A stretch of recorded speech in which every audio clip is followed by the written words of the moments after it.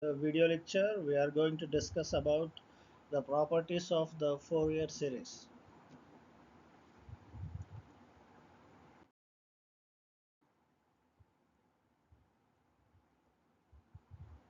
So what are the learning outcomes of this session? At the end of this session you will be able to understand different properties of Fourier series, and you should be able to apply the various properties of Fourier series. Now we are going to first discuss a very simple property called linearity property. So let us consider a signal x1t whose Fourier series coefficient is C1n, and let us consider another signal x2t with Fourier series coefficient C2n. According to the linearity property, the Fourier series coefficients of the linear combination signal, which is a x1t plus b x2t, is given by the linear combination of the individual Fourier series coefficients, that is a c1n plus b c2n. Now we are going to prove this very simple property. So let us take the linear combination signal a x1t plus b x2t as a new signal z of t. Then the Fourier series coefficient of z of t will be czn, which is 1 by t naught integral 0 to t naught z of t e power minus jn omega naught t dt. Now we are going to then substitute the value of z, which is ax1 plus bx2. Now we can split this integral into two parts. The first integral will be the integral of a x1t multiplied by the e power function e power minus jn omega naught t dt, plus the second part of the integral will be the integral bx2t, which is multiplied by the exponential function e power minus jn omega naught t dt. Now we can easily see this is a simple Fourier series coefficient linear combination. So we get czn as a into the first integral becomes simply c1n, and plus b into the second integral becomes c2n. Therefore we can write that the Fourier series coefficients of the linear combination ax1t plus bx2t will be equal to a into c1n plus b into c2n. Now let us discuss another simple property called time reversal property. So we are going to take the Fourier series coefficient of x of minus t, which is the time reversed signal. So the Fourier series coefficient of x of minus t will be given by c of minus n. Now we are going to prove this simple property. We are going to again take the time reverse signal x of minus t as z of t. Then the Fourier series coefficient czn will be the integral 1 by t naught x of minus t e power minus jn omega naught t dt. This is simply the Fourier series coefficient formula. In place of x of t, we are now putting x of minus t. That's all. Now we are going to do a simple substitution. Put minus t equal to m in the above equation. So in the place of this minus t, we are going to put m. Therefore, we are going to get dt as minus dm, and as t tends to capital T naught, m will tend to minus T naught. So we are going to get the new Fourier series coefficient czn as 1 by T naught integral 0 to minus T naught x of m. Now minus t has been changed to m. Therefore, we are going to get in the place of x of minus t, we are going to get x of m. Then we are going to write e power minus jn omega naught, and then you have to write in the place of t minus m. Again in the place of dt we have to write minus dm.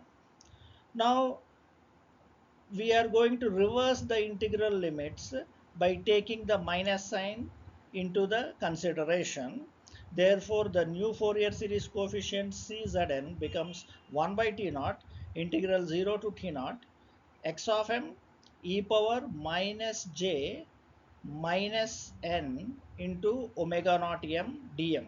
Now here you have to observe that m is the variable of the integral, and hence this Fourier series coefficient Czn becomes C of minus n. So if we are doing the time reversal, in the place of the Fourier series coefficient Cn, we are going to get C of minus n.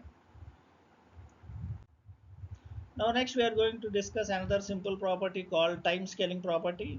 So if the Fourier series coefficient of the signal x of t is C of n, then the time scale signal is represented by x of a into t.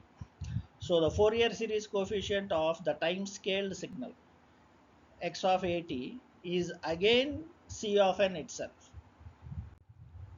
Now we are going to prove this very simple property. We are going to take the new signal again x of at as z of t. Then we can do a simple substitution that the angular frequency of x of at is now going to be omega a. That is going to be a into omega naught. And hence we can write the time period, the new time period of x of at as ta, which is t naught by a. Then we can write the Fourier series coefficients of the new signal x of at is equal to z of t as czn, which is 1 by ta, which is of course ta is t naught by a. So we are taking the new Fourier series coefficient czn as 1 by ta integral 0 to ta z of t e power minus jn omega at dt. Now we are going to substitute the value of ta as t naught by a, and then we are going to write z of t as x of at, and then we are going to also substitute omega a as a into omega naught. Then we have to do a simple variable substitution. In the place of at, we are going to put a of t is equal to m, at is equal to m. Therefore, we can get t is equal to m by a, and dt will be dm by a. And if we simplify this integral, czn will be a by t naught integral 0 to t naught x of m e power minus jn omega naught m and dm by a. So we can observe that the a and a are going to cancel, and we are going to get again cn. Therefore, the Fourier series coefficient of the time scale signal x of at is simply the Fourier series coefficient of x of t itself, which is Cn. Now we are going to discuss another property called time shifting property. So if we take the Fourier series coefficient of the signal x of t, it will be C of n.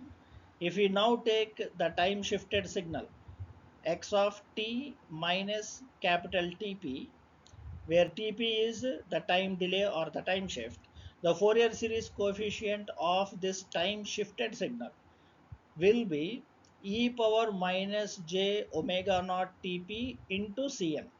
So whatever is the original Fourier series coefficient Cn, it is getting weighted by the exponential factor e power minus j omega naught Tp, where Tp is whatever is the time shift.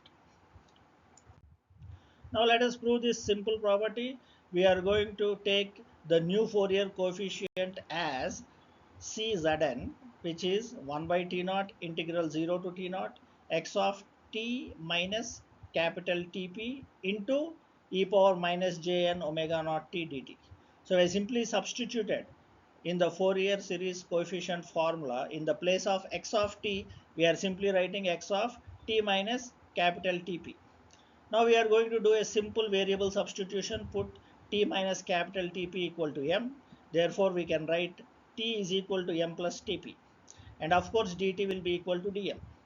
Therefore, we can write this new Fourier series coefficient Czn as 1 by T naught, the integral x of m e power minus jn omega naught into m plus Tp, because T is m plus Tp. And we can simplify this integral by factoring this e power function into two factors.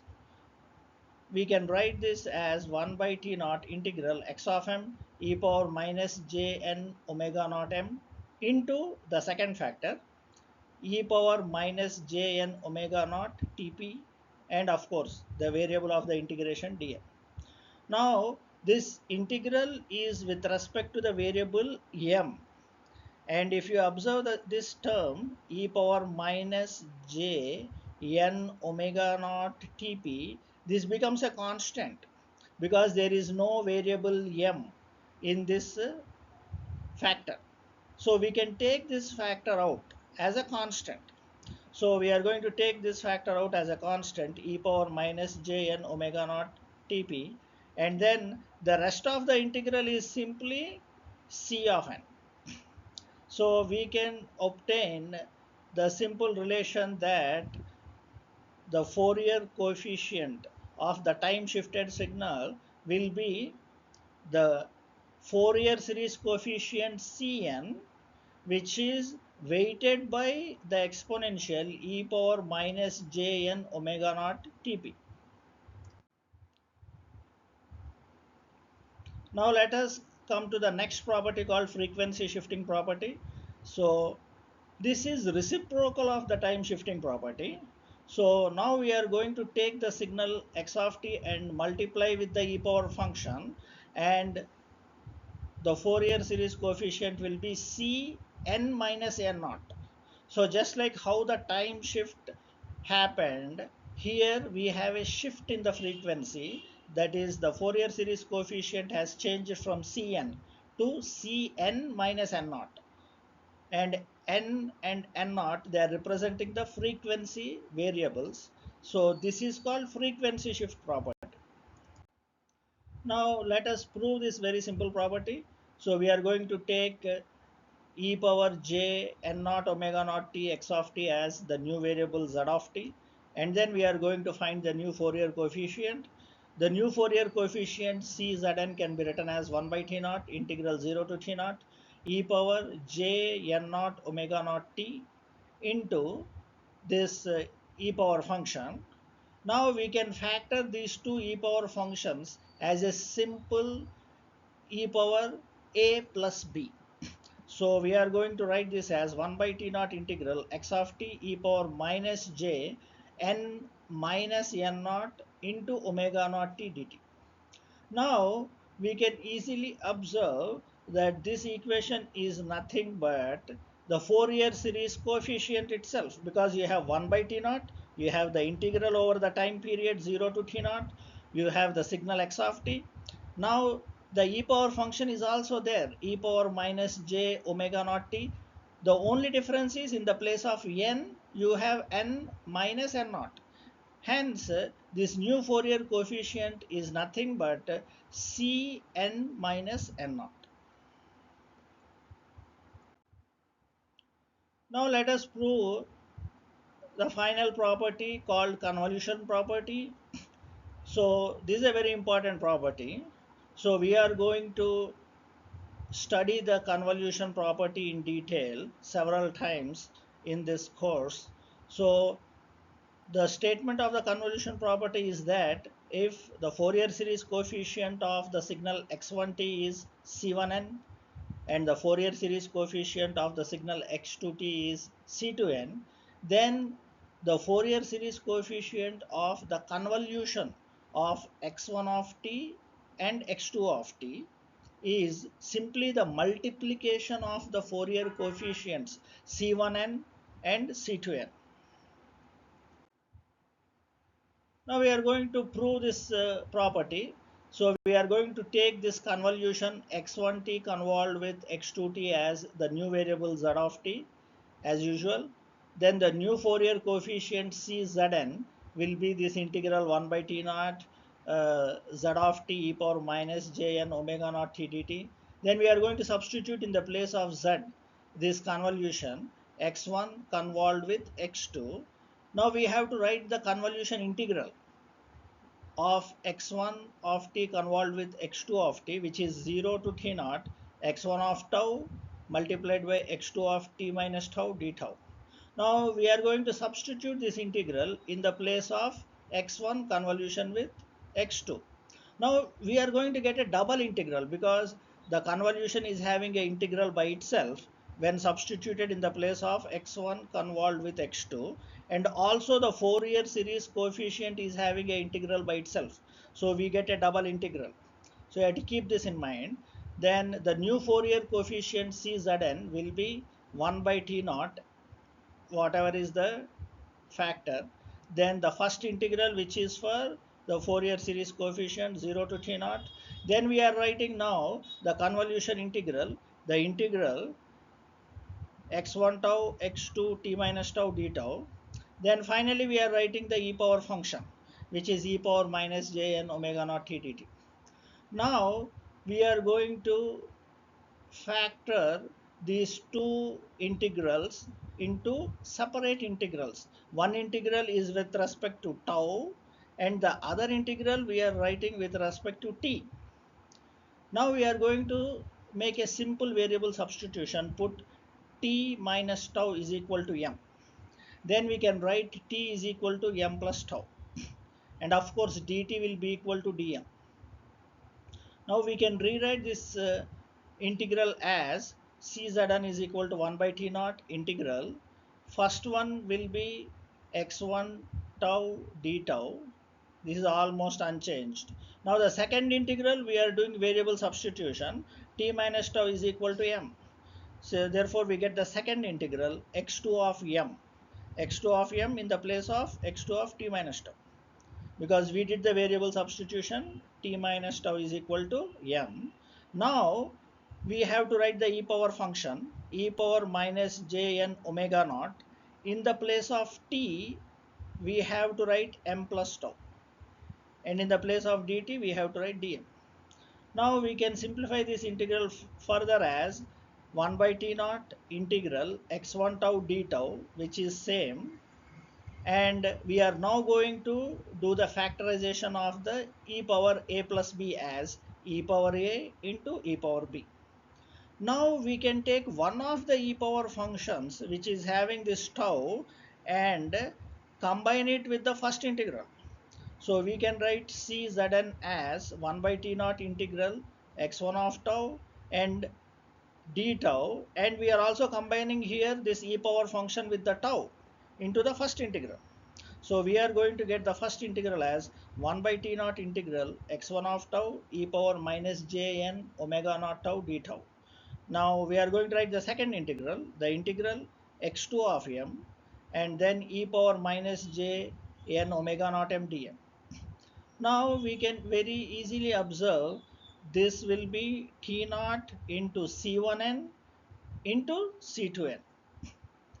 So we have proved the convolution property that the Fourier series coefficient of the convolution of the signals x1t convolved with x2t will be a simple multiplication of the Fourier series coefficients c1n multiplied by c2n and multiplied by the constant factor t naught.